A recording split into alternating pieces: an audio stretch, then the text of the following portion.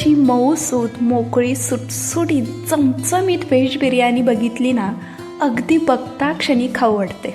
तर नमस्कार, मी प्रतीक्षा पुन्हा एकदा आपल्या सर्वांचं आपल्या लंबोदर किचनमध्ये मनापासून स्वागत करते. तर आज मी तुमच्यासाठी घेऊन आले चमचमीत अशा व्हेज बिर्याणीची रेसिपी. बनवायला अगदी सोपी आहे. भाज्या मॅरिनेट न करता, बिर्याणीला दम न देता, फक्त कुकरच्या एका शिटीमध्ये आज आपण ही चमचमीत व्हेज बिर्याणी बनवलेली आहे. तरीसुद्धा चवीला अप्रतिम लागते. अगदी बघता क्षणी खाण्याची इच्छा होते. तर दिसायला जेवढी ही भारी चमचमीत दिसते ना, तेवढीच खायला देखील मस्त लागते. तर चला तर मग आता सुरुवात करूया. तर व्हेज बिर्याणी बनवण्यासाठी सगळ्यात आधी आपल्याला इथे लागणार आहे तांदूळ. तर इथे मी हे बासमती तांदूळ, जे लॉंग तांदूळ असतं ते घेतलेलं आहे. जे आपण रेग्युलर बिर्याणीसाठी वापरतो तेच तांदूळ घ्यायचं आहे. तुम्ही बिर्याणीसाठी जे कोणतं तांदूळ वापरता ते तुम्ही इथे घेऊ शकता. तर इथे मी 1 वाटी वजनी प्रमाणात 200 ते 250 ग्रॅम इतकं हे तांदूळ घेतलेलं आहे. तर आता आपल्याला हे जे तांदूळ आहे 3 ते 4 वेळा स्वच्छ धुवून घ्यायचं आहे.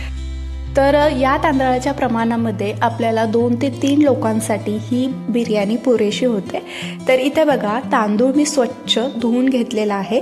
आता आपल्याला हे तांदूळ भिजत ठेवायचं आहे.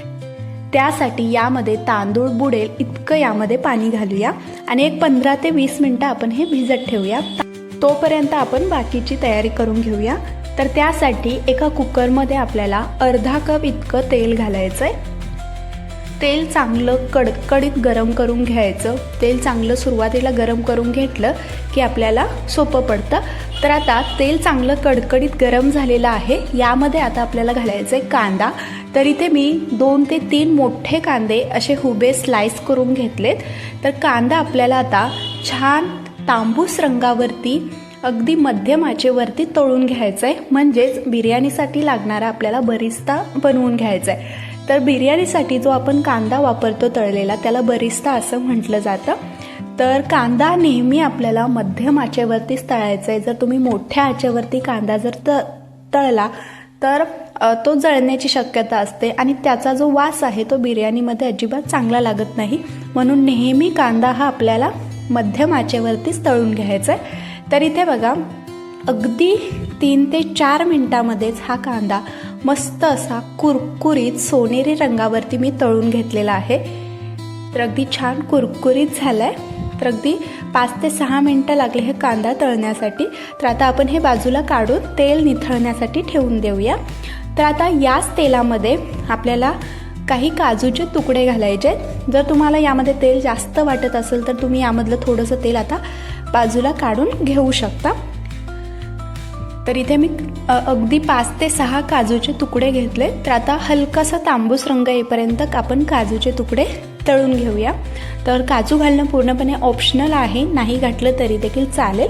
तर काजू छान तळून झालेला आहे. हे आपण आता बाजूला काढू आणि आता याच तेलामध्ये काही आपल्याला पनीरचे तुकडे देखील घालायचे आहे. तर इथे मी 100 ते 150 ग्रॅम इतकं पनीरचे तुकडे घेतले.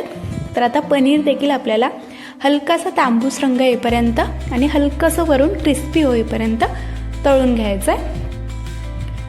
तर इथे बघा, पनीर जे आहे मी छान असं हे तळून घेतलं आहे. हलकंसं तांबूस रंग आलेला आहे.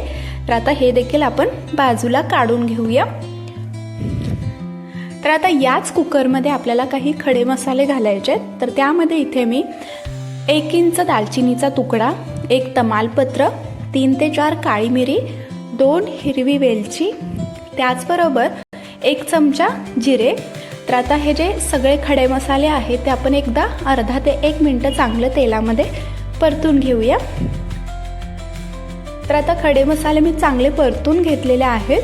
तर आता यामध्ये आपल्याला घालायचं आहे 2 मध्यम आकाराचे कांदे बारीक असे चिरलेले आणि कांदा देखील आपण तेलामध्ये छान असा परतून घेऊ. त्याचबरोबर 2 हिरव्या मिरच्या. तर कांदा हलकासा मऊ होईपर्यंत आपल्याला चांगला भाजून घ्यायचा आहे.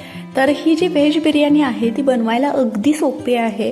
जास्त पसारा न करता अगदी झटपट कुकरच्या एका शिटीमध्ये तयार होते, तरी देखील चवीला अप्रतिम लागते. तर इथे बघा, कांदा हलकासा मऊ झालेला आहे. आता यामध्ये आपल्याला घालायचं आहे 1 चमचा आले लसणाची पेस्ट आणि ही देखील कांद्यासोबत 1 ते 1.5 मिनटं चांगली परतून घेऊया, म्हणजे आल्या लसणाचा जो कच्चापणा आहे तो कमी होतो. तर आता इथे मी कांदा आणि आलं लसणाची पेस्ट छान अशी परतून घेतले. तर गॅस आता अगदी मंद ठेवायचा आहे आणि यामध्ये पाव चमचा हळद, अर्धा चमचा धनेपूड, 1 छोटा चमचा लाल तिखट घालायचं आहे. त्याचबरोबर अर्थातच आपण बिर्याणी बनवते म्हटल्यावर 2 चमचे बिर्याणी मसाला. तर हा जो बिर्याणी मसाला आहे तो मी घरीच बनवलेला आहे. तुम्हाला जर याची रेसिपी हवी असेल तर कमेंटमध्ये कळवा, याची रेसिपीसुद्धा मी तुमच्यासोबत नक्कीच शेअर करेन. तर आता हे जे सगळे मसाले आहेत ना ते आपण 1-2 मिनटं चांगलं तेलामध्ये परतून घ्यायचं, म्हणजे मसाल्याचा कच्चा पण कमी होतो आणि त्यामुळे त्याचा जो फ्लेवर आहे तो बिर्याणीमध्ये मस्त लागतो. तर इथे बघा अगदी 2 ते 3 मिनटं हा मसाला मी छान परतून घेतलाय. आता यामध्ये आपण काही भाज्या ॲड करूया. तर त्यासाठी इथे मी पाव वाटी गाजराचे तुकडे, पाव वाटी ताजं मटार, तुम्ही इथे फ्रोझन मटारसुद्धा वापरू शकता. त्याचबरोबर अगदी पाव वाटी किंवा तुमच्या आवडीनुसार इथे फ्लावरचे तुकडे घालायचे. तर इथे मी 2 मध्यम आकाराचे टोमॅटो देखील बारीक कट करून घेतले, ते देखील घालूया. तर भाज्या तुम्ही तुमच्या आवडीनुसार कोणत्याही घालू शकता किंवा अगदी कमी जास्त देखील करू शकता. तर ज्या माझ्याकडे भाज्या होत्या त्या मी यामध्ये घातलेल्या आहेत. तर आता ह्या ज्या सगळ्या भाज्या आहेत ना त्या आपण या मसाल्यासोबत एकदा चांगल्या परतून घ्यायच्या, म्हणजे जे मसाले आहेत ते भाजीला छान व्यवस्थित लागतात. तर आता भाज्या चांगल्या परतून झाल्या की इथे मी 1 अर्धी वाटी ताजं दही घेतलेलं आहे आणि ते आपल्याला यामध्ये घालायचं आहे. तर दही घातल्यानंतर आपल्याला हे पटपट मिक्स करून घ्यायचं आहे. तर आज आपण भाज्या मॅरिनेट न करता अगदी झटपट ही बिर्याणी बनवतो आहे. तर हे बघा अगदी व्यवस्थित मी हे दही जे आहे ते भाज्यांसोबत चांगलं मिक्स करून घेतले.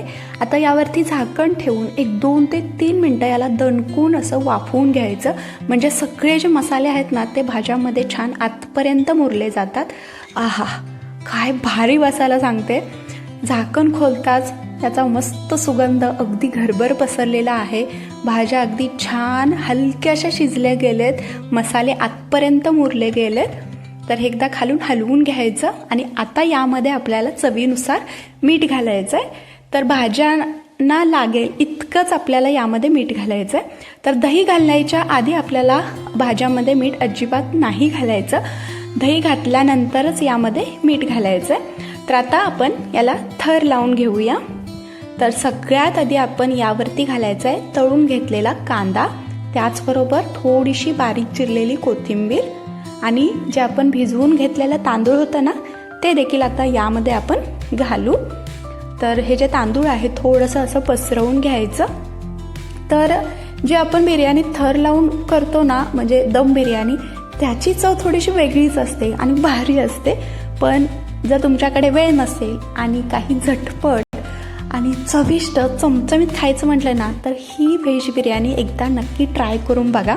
तर तांदळाचा थर लावून घेतला की यावरती थोडासा अजून तळलेला कांदा, आपण जे फ्राय करून घेतलेले काजूचे तुकडे होते ते घालायचे, थोडीशी बारीक चिरलेली कोथिंबीर आणि अगदी थोडासा यावरती बिर्याणी मसाला भुरभुरायचा. त्याचबरोबर चवीनुसार मीठ. आपण भाज्यांसाठी आधी मीठ घातलेलं, आता भातापुरतं आपल्याला इथे मीठ घालायचं आहे. त्याचबरोबर तळून घेतलेले पनीरचे तुकडे आणि इथे थोडासा मी अगदी चमच्यावर रंगाचं पाणी घेतले, केसरी रंगाचं पाणी. तर हे सुद्धा आपण घालू, यामुळे बिर्याणीला रंग अगदी सुरेख येतो. तुम्ही इथे केसरचं दूधसुद्धा वापरू शकता किंवा केसरचं पाणी घातलं तरी देखील चालेल. तर आता यामध्ये आपण पाणी घालणार आहोत. तर पाण्याचं प्रमाण कसं ठरवायचं, तर ज्या वाटीने आपण 1 वाटी तांदूळ घेतलेलं त्याच वाटीने आपल्याला 1.5 वाटी म्हणजे तांदळाच्या 1.5 पट पाणी घ्यायचं आहे. तर आता याला झाकण लावून आपण मध्यम आचेवरती फक्त 1 शिटी काढून घ्यायचं आहे. तर गॅस अगदीच बारीक किंवा अगदीच मोठा नाही ठेवायचा, मध्यम गॅसवरतीच आपल्याला 1 शिटी करून घ्यायचे, म्हणजे अगदी परफेक्ट बिर्याणी शिजली जाते. तर इथे आपली मस्त चमचमीत मोकळी सुटसुटीत आणि मऊसूत अशी व्हेज बिर्याणी तयार झालेली आहे. परफेक्ट टेक्स्चर, परफेक्ट रंग आलेला आहे आणि काय भारी दिसते तुम्ही बघू शकता. तुम्हाला मी दाखवते देखील बघा, अगदी बघता क्षणी खाण्याची इच्छा होते. जेव्हा मी कुकरचं झाकण खोललं ना, अगदी घमघमाट सुटला संपूर्ण घरामध्ये. तर आता ही परफेक्ट व्हेज बिर्याणी आपण एका ताटामध्ये सर्व करूया. तर ही व्हेज बिर्याणी तुम्ही कोशिंबीरसोबत किंवा रायत्यासोबत खाऊ शकता किंवा अशी जरी खाल्ली ना कमाल लागते. तर भाज्या मॅरिनेट न करता, बिर्याणीला दम न देता अगदी झटपट कुकरच्या फक्त एका शिटीमध्ये आज आपण ही व्हेज बिर्याणी बनवलेली आहे. तरीसुद्धा मस्त लागते. आणि तुमच्याकडे वेळ जर कमी असेल तर ही व्हेज बिर्याणी तुम्ही देखील एकदा नक्की ट्राय करून बघा. तर आजची ही व्हेज बिर्याणीची रेसिपी तुम्हाला कशी वाटली, यामध्ये काही शंका असतील तर त्या मला कमेंटमध्ये नक्की कळवा. आणि व्हिडिओ आवडला असेल तर लाईक करा, चॅनेलला सबस्क्राईब करा, आपल्या मित्रमैत्रिणीसोबत शेअर करा. पुन्हा भेटू अशाच एका नवीन आणि छानशा रेसिपीसोबत. तोपर्यंत धन्यवाद.